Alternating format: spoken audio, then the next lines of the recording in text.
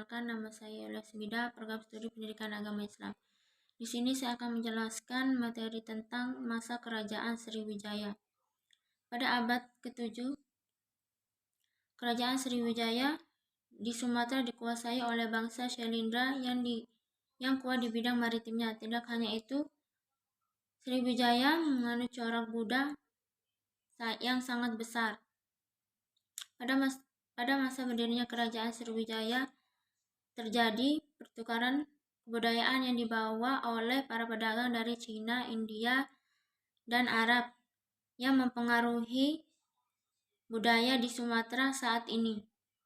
Pedagang disebut juga Fatapura yang bertujuan untuk menyatukan para pedagang dengan pegawai raja.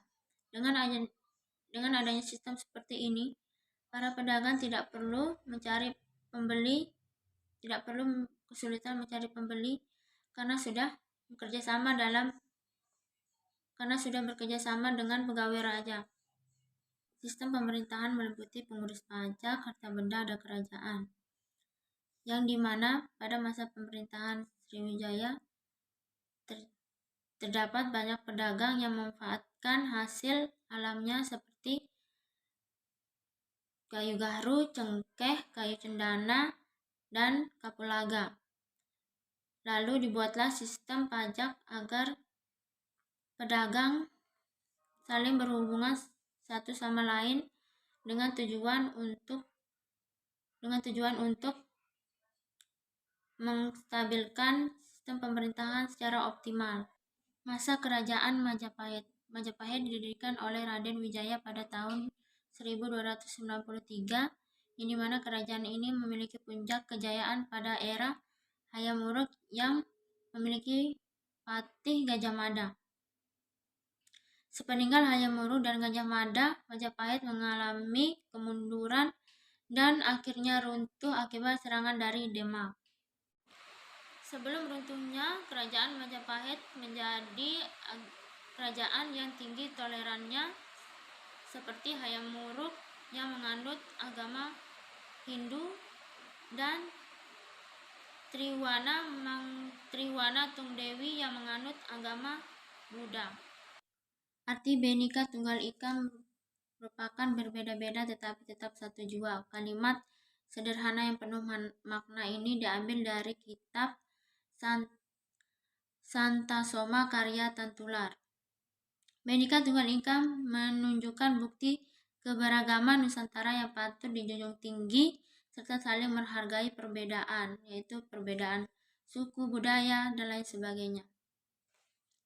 Itulah penjelasan tentang masa kerajaan Majapahit dan masa kerajaan Sriwijaya. Jika ada salah kata-kata dari saya, mohon untuk dimaafkan. Wassalamualaikum warahmatullahi wabarakatuh. Assalamualaikum warahmatullahi wabarakatuh. Perkenalkan, nama saya Siti Fatima. Saya dari kelompok 1 mata kuliah Pancasila. Di sini saya akan menjelaskan mengenai zaman penjajahan Belanda. Sebagaimana kita telah pelajari pada saat SD, SMP, dan SMA mengenai zaman penjajahan Belanda dan Jepang. Kita telah mengetahui bahwa Belanda merupakan salah satu negara yang paling lama menjajah Indonesia, yaitu sekitar 350 tahun atau 3,5 abad. Dan di sini saya akan menjelaskan beberapa poin, dan yang poin pertama yang saya akan jelaskan yaitu masa Portugis masuk ke Indonesia melalui jalur perdagangan. Pada tahun 1500-an, negara-negara Eropa melakukan ekspedisi ke beberapa negara, salah satunya Indonesia. Mereka melakukan ekspedisi karena beberapa hal yang melatar belakangi, yaitu yang pertama, berkembangnya ilmu pengetahuan dan teknologi. Yang kedua, revolusi industri. Yang ketiga, jatuhnya Konstantinopel ke tangan Turki Utsmani, yang mana pada saat itu Turki Utsmani menutup alur perdagangan sehingga bangsa-bangsa Eropa ini tidak dapat melakukan perdagangan rempah-rempah di daerah Turki. Dan yang terakhir adanya motivasi 3G, yaitu Gold, Glory, dengan Gospel. Gold merupakan kekayaan, Glory merupakan kejayaan, dan Gospel merupakan menyebarkan agama Nasrani. Itu merupakan hal-hal yang melatar belakangi mengapa bangsa-bangsa Eropa melakukan ekspedisi ke beberapa bangsa-bangsa, termaksud Indonesia. Dan ada beberapa bangsa-bangsa yang melakukan ekspedisi ke Indonesia, yaitu yang pertama Portugis, Spanyol, Inggris, dan Belanda. Portugis dan Spanyol melakukan ekspedisi ke Indonesia dan mereka melalui jalur laut, yang mana pada saat itu mereka mendarat, kalau Portugis mendarat di Maluku, lebih tepatnya Ternate, dan yang kedua yaitu Spanyol. Pada saat itu juga Spanyol mendarat di Maluku, yang mana pada saat itu mereka mendarat di kota Tidore. Yang ketiga ada Inggris. Dan yang terakhir ada bangsa Belanda. Pada tahun 1956, bangsa Belanda menduduki daerah Banten. Mereka diterima dengan baik, akan tetapi hal tersebut tidak berlangsung lama, dikarenakan mereka selalu membuat kekacauan di daerah itu sehingga mereka diusir oleh warga Banten. Dan kemudian mereka melakukan ekspedisi kedua, yaitu pada tahun 1598. Juga mereka mendarat di Banten. Pada saat itu mereka sudah diterima dengan baik dan mereka membangun suatu perusahaan dagang yang dinamakan VOC. Juga mereka mulai menyebar ke pulau dan juga mereka mulai menyebar ke Maluku, sehingga mereka menyerang Portugis yang ada di Maluku pada saat itu, dan pada saat itu juga Portugis menyatakan mundur. Dan Bismillahirrahmanirrahim. Assalamualaikum warahmatullahi wabarakatuh. Perkenalkan, nama saya Dewi Lestari. Saya dari Fakultas Tarbiyah dan Ilmu Keguruan, jurusan Pendidikan Agama Islam. Saya dari kelompok 1 Pancasila. Baik, di sini saya akan menjelaskan materi tentang penjajahan Jepang. Jepang datang ke Indonesia pada tanggal 11 Januari 1942. Tentara Jepang Right Wing Unit dan pasukan Angkatan Laut Kure yang berjumlah 20.000 pasukan mendarat di pantai timur wilayah Tarakan, Kalimantan Timur. Terjadilah pertempuran dengan Belanda yang sebelumnya memang sudah menduduki wilayah ini. Dalam pertempuran ini, Belanda berusaha bertahan dengan pasukan 1.300 pasukan. Dengan beberapa kapal perang ringan, pesawat tempur, dan bomber. Akhirnya pasukan KNIL menyerah pada tanggal 12 Januari 1942. Tarakan merupakan wilayah pertama yang dikuasai oleh Jepang.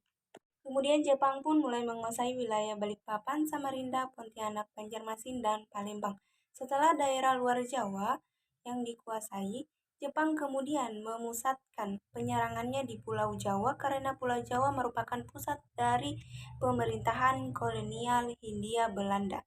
Pada bulan Februari sampai Maret 1942, Jepang melakukan serangan laut besar-besaran ke Pulau Jawa. Lalu tanggal 1 Maret 1942, Jepang berhasil mendarat di 3 tempat sekaligus, yaitu di Teluk Baten, Eretan Wetan Jawa Barat, dan Kragan Jawa Tengah. Pertempuran Laut Jawa pun terjadi di antara armada Laut Jepang dan armada gabungan yang dipimpin oleh Laksmana Karel Dorman. Akhirnya tanggal 5 Maret 1942, Batavia pun jatuh ke tangan Jepang. Tentara Jepang terus bergerak ke kota-kota lain di sehingga dengan mudah kota-kota tersebut jatuh ke tangan Jepang. Pada tanggal 8 Maret 1942 dilakukan perundingan antara pihak Belanda, Letnan Jenderal Terporten, dan pihak Jepang, Jenderal Hitoshi Imamura beserta gubernurnya. Hasilnya tercapai kapitulasi Kalijati yang menandai berakhirnya kekuasaan Hindia Belanda di Indonesia yang digantikan oleh pihak Jepang. Janji Jepang untuk memberikan kemerdekaan bagi Indonesia dikemukakan oleh Menteri Koiso. Maka dari itu janji tersebut terkenal dengan nama Janji Koiso. Janji ini dikemukakan pada tanggal 7 September 1944, tepatnya pada sidang istimewa Teikoku Ginkai ke-85 yang berlangsung di Tokyo. Di dalam janji Koiso terdapat janji kekaisaran Jepang yang akan memerdekakan Indonesia. Janji ini dikeluarkan karena Jepang sangat paham apabila rakyat Indonesia ingin kemerdekaan saat itu. Setelah mengeluarkan janji, Perdana Menteri Koiso mulai melonggarkan pengawasannya terhadap para tokoh nasional, mulai dari Soekarno, Muhammad Hatta, dan lainnya. Langkah awal untuk mewujudkan janji Jepang tersebut yaitu dengan membentuk BPUPKI. Badan ini bertugas untuk mempersiapkan serta merancang berdirinya negara Indonesia yang merdeka dan berdaulat. Namun Jepang tidak kunjung memberikan kemerdekaan kepada Indonesia. Latar belakang dibentuknya BPUPKI bermula dari janji Perdana Menteri Jepang Kuniaki Koiso untuk memperkenalkan kemerdekaan bagi Indonesia. Koiso mengemukakan janji kemerdekaan bagi Indonesia di depan sidang parlemen Jepang Teikoku Ginkai pada tanggal 7 September 1944. Dalam pengumumannya, Koiso mengatakan bahwa Kekaisaran Jepang akan memberikan kemerdekaan kepada Hindia Timur, Indonesia, Indo no Jori do Kuritu, atau Indonesia sanggup merdeka sekarang. Janji kemerdekaan oleh Jepang diikuti dengan diperbolehkannya bendera merah putih, tetapi masih harus berdampingan dengan Hinomaru bendera Jepang. Janji Koiso terkait kemerdekaan Indonesia diikuti oleh pengumuman pembentukan Badan Penyelidikan Usaha-Usaha Persiapan Kemerdekaan atau disingkat dengan BPUPKI. Pengumuman ini disampaikan 1 Maret 1945 oleh pemerintahan penduduk Jepang di Jawa melalui Bala Tentara Jenderal Kumakichi Harada. Tugas BPUPKI yaitu untuk mempelajari hal-hal penting mengenai masalah tata pemerintahan Indonesia merdeka. Pembentukan BPUPKI merupakan langkah Jepang untuk memperlihatkan realisasi janji kemerdekaan yang diucapkan pemerintah Jepang. Timbal balik yang diharapkan dari pembentukan BPUPKI yaitu Indonesia harus membantu pemerintah Jepang dalam melawan sekutu. Pada tanggal 1 April 1945, pengangkatan para anggota BPUPKI diumumkan. Upacara peresmiannya dilaksanakan pada tanggal 28 Mei 1945 di Gedung Sangi ini di Jalan Penjambon, Jakarta. Sidang BPUPKI pertama dilaksanakan pada tanggal 29 Mei sampai 1 Juni 1945. Sidang pertama BPUPKI membahas tentang dasar negara Indonesia. Untuk itu, Dr. Chitman Widyodiningrat selaku Ketua BPUPKI meminta pandangan anggota mengenai rumusan dasar negara Indonesia selama 3 hari sidang 29 Mei sampai 1 Juni. Terdapat 39 tokoh BPUPKI yang berpidato guna mencoba merumuskan dasar negara merdeka. 3 dari 39 tokoh tersebut adalah Muhammad Yamin, Romo, dan Soekarno. Dari semua tokoh yang secara khusus menyampaikan pandangan terkait dengan rumusan dasar negara pada tanggal 1 Juni 1945, Soekarno menyampaikan pidatonya yang kemudian dikenal sebagai pidato lahirnya Pancasila. Di dalam pidatonya, Soekarno menyampaikan usulan tentang dasar negara yang akan dijadikan dasar dalam Indonesia merdeka. Soekarno memberikan rumusan tentang dasar negara yang dapat diringkas dalam 5 poin sebagai berikut. 1. Kebangsaan Indonesia. 2. Internasional dan kemanusiaan. 3. Mufakat atau demokrasi. 4. Ketuhanan yang Maha Esa. Soekarno memberikan nama pada rumusan masalah tersebut Pancasila. Peranan Soekarno sebagai salah satunya pengalih Pancasila dikuatkan oleh Dr. Chitman Widyodiningrat, Muhammad Hatta, dan Muhammad Yamin. Namun hingga sidang pertama BPUPKI berakhir pada tanggal 1 Juni 1945 belum menghasilkan keputusan akhir terkait dasar negara Indonesia. Baik, mungkin hanya itu yang dapat saya sampaikan. Lebih dan kurangnya saya mohon maaf. Wallahu musta'an. Wassalamualaikum warahmatullahi wabarakatuh. Bismillahirrahmanirrahim. Assalamualaikum warahmatullahi wabarakatuh. Perkenalkan, nama saya Intan Novitasari dari kelas PAI 1 dari kelompok 4. Di sini saya akan menjelaskan tentang PPKI. Sejarah singkat pembentukan PPKI 7 Agustus 1945, Jepang membuka kesempatan Indonesia untuk mempersiapkan kemerdekaan setelah BPUPKI dibubarkan. Jepang kembali mendirikan PPKI pada 7 Agustus 1945. Apa tugasnya? Panitia Persiapan Kemerdekaan Indonesia atau Dokuritsu Junbi Inkai adalah badan yang dibentuk untuk Jepang untuk mempersiapkan kemerdekaan Indonesia. Untuk keperluan membentuk PPKI pada tanggal 8 Agustus 1945, 3 orang tokoh pendiri negara yaitu Insinyur Soekarno, Muhammad Hatta, dan Dr. Rajiman Weddiodiningrat berangkat menemui Jenderal Besar Terauchi Seiko Shikikan di Saigon. Dalam pertemuan tersebut, Insinyur Soekarno diangkat sebagai ketua PPKI dan Muhammad Hatta sebagai wakilnya. Pada awalnya PPKI beranggotakan 21 orang, termasuk ketua dan wakil ketua, antara lain 12 orang dari Jawa, 3 orang dari Sumatera, 2 orang dari Sulawesi, 1 orang dari Kalimantan, 1 orang dari Nusa Tenggara, 1 orang dari Maluku, 1 orang dari golongan Tionghoa. Sebelum dibubarkan, anggota PPKI bertambah menjadi 27 orang. Pendirian PPKI ini memiliki sejumlah tujuan. Dalam buku Pengetahuan Sosial oleh Dr. Andus Tugiono, KS, ada 2 tujuan pembentukan PPKI, yaitu sebagai berikut. Tujuan PPKI 1. Melanjutkan tugas-tugas dari organisasi sebelumnya, yakni BPUPKI, untuk menyegerakan proklamasi kemerdekaan Indonesia. 2. Membahas hal-hal praktis lainnya yang berhubungan dengan negara Indonesia, mulai dari penetapan dasar negara hingga pembentukan lembaga negara. Hasil sidang PPKI: setelah PPKI dibentuk, lembaga ini mengadakan 3 kali sidang dengan agenda yang berbeda-beda. Untuk lebih jelasnya sebagai berikut. Sidang PPKI pertama pada 18 Agustus 1945. 1. Mengesahkan Undang-Undang Dasar 1945. 2. Memilih Soekarno sebagai Presiden dan Muhammad Hatta sebagai Wakil Presiden. 3. Pembentukan Komite Nasional untuk membantu tugas Presiden sementara sebelum terbentuknya MPR dan DPR. Sidang PPKI kedua pada tanggal 19 Agustus 1945, wilayah Indonesia terdiri atas 8 provinsi, yaitu Provinsi Jawa Barat, Provinsi Jawa Tengah, Jawa Timur, Sumatera, Borneo, Sulawesi, Maluku, Sunda Kecil yang masing-masing dipimpin oleh gubernur. Pembentukan Komite Nasional atau daerah. 3. Menetapkan 12 departemen beserta menteri untuk mengepalai departemen dan 4 menteri agama.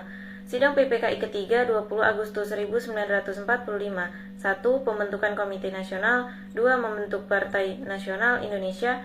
3. Membentuk Badan Keamanan Rakyat.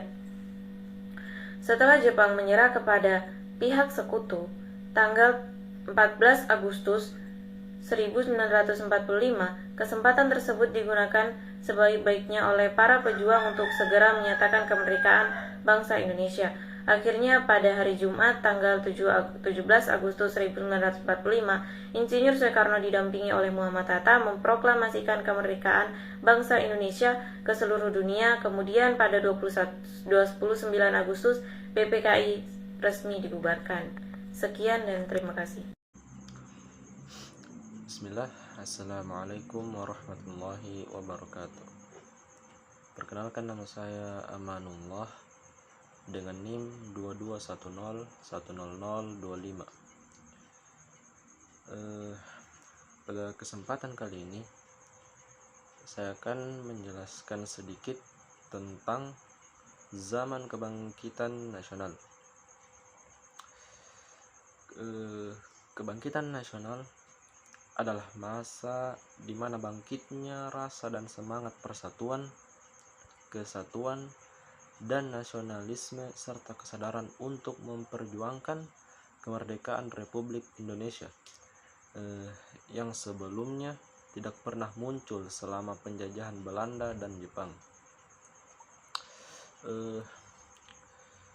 Masa ini ditandai dengan dua peristiwa penting, yaitu berdirinya Budi Utomo pada 20 Mei 1908 dan Ikrar Sumpah Pemuda pada 28 Oktober 1928. Masa ini merupakan salah satu dampak politik etis yang mulai diperjuangkan sejak masa Multatuli. Pada masa ini banyak berdiri gerakan-gerakan nasional untuk mewujudkan suatu bangsa yang memiliki kehormatan akan kemerdekaan dan kekuatannya sendiri. Kebangkitan nasional Indonesia adalah periode pada paruh pertama abad ke-20 di Nusantara yang kini berubah menjadi Indonesia. Ketika rakyat Indonesia mulai menumbuhkan rasa kesadaran nasional sebagai orang Indonesia. Masa ini ditandai dengan dua peristiwa penting seperti yang sebelumnya saya katakan, yaitu berdirinya Budi Utomo dan Ikrar Sumpah Pemuda. Pada paruh pertama abad ke-20 muncul sejumlah organisasi kepemimpinan yang baru. Melalui kebijakan politik etis, Belanda membantu menciptakan sekelompok orang Indonesia yang terpelajar. Perubahan yang mendalam pada orang-orang Indonesia ini sering disebut sebagai Kebangkitan Nasional Indonesia. Peristiwa ini dibarengi dengan peningkatan aktivitas politik hingga mencapai puncaknya pada proklamasi kemerdekaan Indonesia pada tanggal 17 Agustus 1945. Mungkin hanya sekian yang dapat saya sampaikan. Kurang lebihnya saya mohon maaf. Wassalamualaikum warahmatullahi wabarakatuh.